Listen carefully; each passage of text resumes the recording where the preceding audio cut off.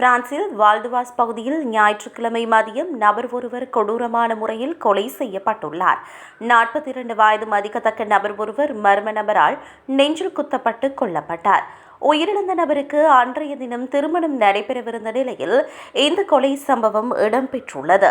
சம்பவத்தன்று மதியம் 1:30 மணியளவில் அவருக்கு திருமணம் செய்து வைக்கவிருந்த நபரிடம் இருந்து அழைப்பு வந்துள்ளது. அவரிடம் உரையாடிய நிலையில் தனது குடியிருப்பு கட்டிடத்தை விட்டு வெளியே வந்தபோது மறைந்திருந்த மர்ம நபரால் அவர் தாக்கப்பட்டதாக தெரியவந்தது. தகவல் அறிந்து சம்பவ இடத்திற்கு விரைந்து வந்த தீயணைப்பு வீரர்கள் மற்றும் மருத்துவர்கள் இதய துடிப்பு நின்ற நிலையில் இருந்த அந்த நபருக்கு தீவிர சிகிச்சை அளித்தனர். எனினும் மருத்துவர்களின் விடாமுயற்சி பலனின்றி அவர் உயிரிழந்ததாக மருத்துவர்களால் அறிவிக்கப்பட்டது. இந்த சம்பவம் திருமணத்திற்கு வந்தவர்களை அதிர்ச்சிக்கு உள்ளாக்கியுள்ளது. கொலை நடந்த வீதிகளை சுற்றி போலீசார் பாதுகாப்பு வளையத்தை ஏற்படுத்தினர். தடயவியல் நிபுணர்கள் அந்த பகுதியில் நீண்ட நேரம் ஆய்வு செய்து ஆதாரங்களை சேகரித்தனர்.